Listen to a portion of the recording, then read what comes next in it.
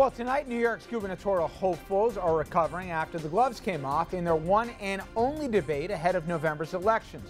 Governor Cuomo, he went after Republican Rob Astorino over housing discrimination charges, and Astorino had Cuomo seeing red after saying he might be headed to jail. Tonight, our panel weighs in on the race and the attorney representing Eric Garner's family in their $75 million lawsuit against New York City and the NYPD. He speaks out to RFL about the case, while civil rights attorney Jonathan Moore says the system is flawed and the Staten Island DA should not be handling the case. Plus, we take a look back in history. This month marks a series of major anniversaries in our country's history, including the 52nd anniversary of the Cuban Missile Crisis.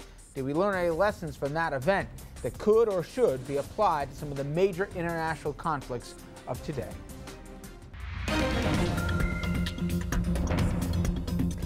Evening, everybody, and welcome to RFL. I'm Richard French. Thanks so much for joining us tonight. And we're going to start with election 2014 and the New York's race for governor. Well, the gloves, as we said, came off last night in a debate here between the governor and a few others, but most notably, of course, his Republican challenger, Rob Astorino. And the candidates, they traded barbs here and bumped heads over the economy, corruption in Albany in their only scheduled debate. Astorino criticized the governor over allegations that his administration meddled with the anti-corruption commission that Cuomo formed. I'm talking, of course, about the Moreland Commission. Astorino said the governor could be facing major trouble with the law. Only in New York can the anti-corruption commission have already been corrupted. And we have a U.S. attorney, Preet, who just today said that Albany is a corruption disaster. So you're looking at Andrew Cuomo the rest of tonight. You will see a person who very well may be indicted after this election day comes and goes for witness tampering, obstruction of justice, failure to report crimes. We've seen this before in New York. It has to come to an end. You'll see the reaction a little bit later of Governor Cuomo when Mr. Astorino said that. That in itself was worth the price of admission. All right, let's bring in our panel. Bill O'Reilly, Republican strategist who serves as Rob Astorino's spokesman in his two successful runs, I should say, for the Westchester County executive race, and very involved with the campaign this time around as well. Dominic Carter, political journalist and author. Richard Brodsky, former Democratic New York State Assemblyman, now senior fellow at Demos, professor at NYU, and I could go on. All right. Dominic, I talked to these guys already. I want to get your take. Said and done, forget about where the polls are and everything else. Just last night, who distinguished themselves to you? Rob Astorino, Richard, had a very solid performance last night.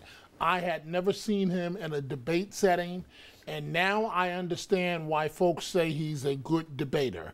He clearly had the governor a bit ruffled. The governor didn't lose it. Astorino was trying to get under his skin, but he did look, Astorino, like almost equal status of Mr. Cuomo. I could see where he might be the governor. I think he had a very, very solid showing last night. Well, I know where Bill's going on this. How about you, Richard? I want to hear who wrote that line about Cuomo going to jail. Was that you? Yeah, that was a stretch. That was a stretch. Well, I think Dominic is right for the wrong reasons. You can never just get it right from Ken. You notice that? It goes to me too. You may have accidentally stumbled across something. You're not getting He got it right once in March of 2012.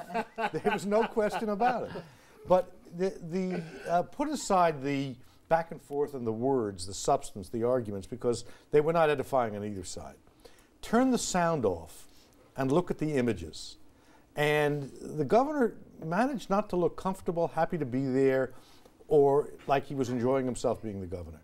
Astorino looked calm and sort of presentable. Part of that is he benefits from low expectations. The pounding he's taken from Cuomo on TV ads, the negative stuff, left Astorino with not a very high fence to jump over to do well, but he jumped over that fence. He looked good, and that's what people are going to bring away from this thing 2 days later. Now, does that get him from 28% up to 32%? Probably. You'll probably see a little bump. We'll do the math part in a little, but Bill, I've always said to Dom and others, and I've moderated a couple of the debates, and I remember the Rob Astorino of let's say 5 years ago versus the one that we saw last year in a successful run. He manages, and very few politicians I think can do this, he manages to throw a haymaker, but to say it with a smile, or to say it in a non-threatening way, where he doesn't come across as threatening, but if you listen to the words about it, he said, you know, basically Cuomo should get ready, you know, to get fitted for shackles. That's a unique ability, just politically speaking, right? It is. I mean, he knows who he is. He comes across very calmly when he speaks, and you're exactly right. He can talk about difficult issues and make difficult charges or hard charges, and come across, you know, very plain spoken, which is a rarity. And we know optics are important in this, but why might as well I'll get the facts in the way. Andrew Cuomo's not going to prison. Oh, he could be. Oh, come on. Oh, absolutely. But Rob didn't say that. No, Rob didn't say that he was going to prison. Actually, and when I said Rob, no, he said an indictment. An indictment is not prison. But it's far from it. The clip stopped. I'm just going to turn the volume back on. The clip stopped just before I thought the best part of that exchange, where Rob Astorino said, I challenge Governor Cuomo to raise his right hand and swear to the people of New York that he's not been subpoenaed by the U.S. attorney. That was the much more effective part of this. And but let's not get too excited here, Bill, because the fact that he didn't doing a ham sandwich, he didn't do terribly in the debate, and did in fact visually did well, will help him. But it also leaves him with his fundamental problem. His policies and positions are out of step with the policies and positions of the people of the state of New York. And I'll give you a chance to respond to that one, but I wanted to play this clip because this has come up, certainly for folks who are in the Westchester area, you know what I'm talking about, and it's also come up in some of the ads as well, and it's been a back and forth point.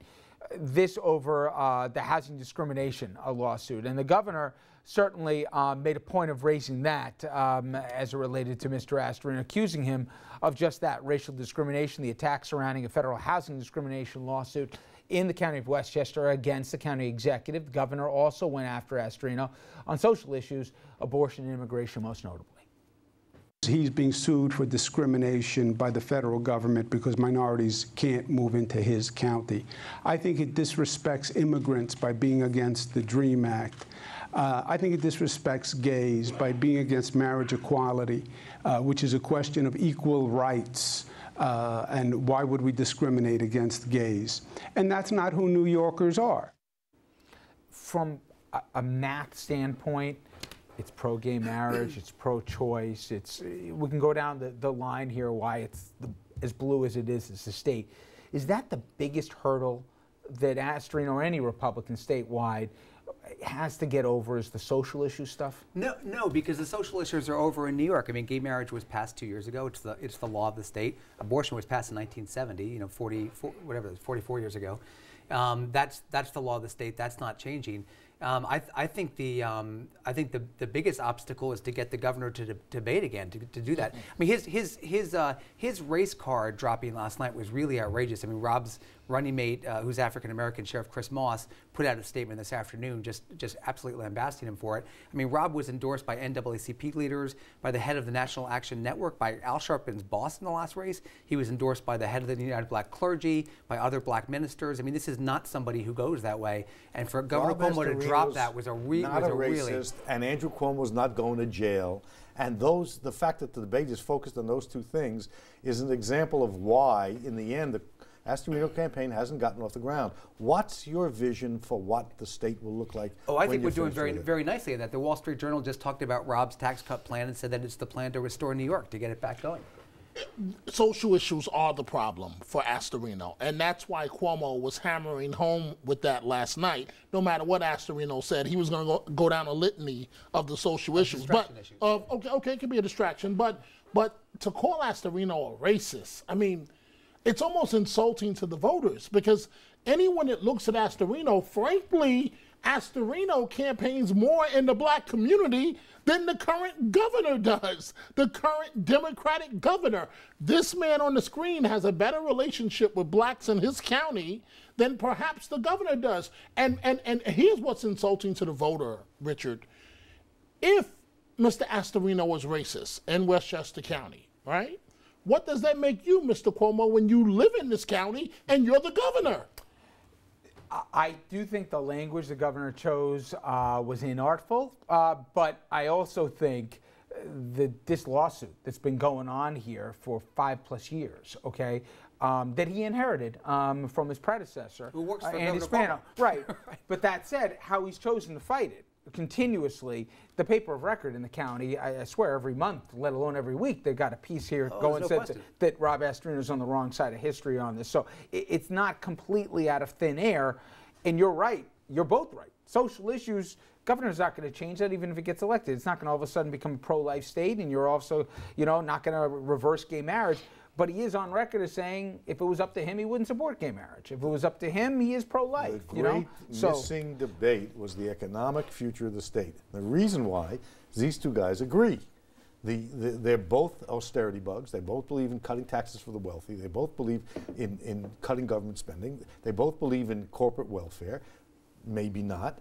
The point of it is that for the things that matter in the lives of New Yorkers were markedly absent from this campaign. They were markedly absent from the debate. Well, let's try and see if there's any daylight. Is there daylight, for example, on fracking? Is Rob very pro-fracking? Yes, he is. We don't know what the governor He thinks it'll build up. But it's interesting that you bring that up, Richard, because from that perspective, I thought Harry Hawkins was pretty good last night. I thought he was really articulate. I want to get into him and how much of a wild card he may or may not be. But on the tax issue, to Richard's point, you asked the regular New Yorker out there, they can't tell you the difference between Cuomo and Astorino. What is the difference? Well, there are a ton of differences in how they approach things, even on corporate cronyism and payoffs. I mean, Rob wants to repeal Common Core. He wants to get rid of the Unsafe Act. He wants to cut taxes. What's the difference? In economics, tax cuts.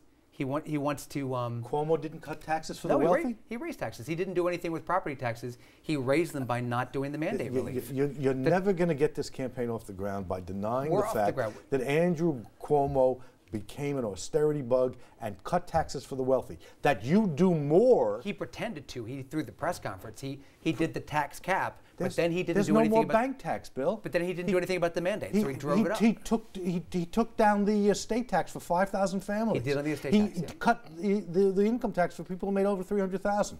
What this debate needed was something Howie Hawkins tried to get in there, was a tax cut for average citizens that would stimulate demand, not a tax cut for the super wealthy. The theory Rob's plan goes down to the bottom level. I want to talk about both Hawkins' impact, who it helps, who it doesn't, the optics of it, because Richard touched this on the top.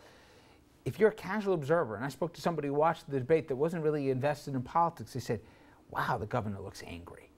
And how that plays or doesn't play, and I'll get into that with Dominic as well. Stay with us, everybody. We're going to keep the conversation going and also bring you into it as well. Head over to Facebook and Twitter and sound off on our question tonight. Regarding the debate last night, what stood out to you? Who stood out to you? What was the issue? What was the basic sense that you left that one and only televised debate from yesterday evening? All right, stay with us. We'll be right back.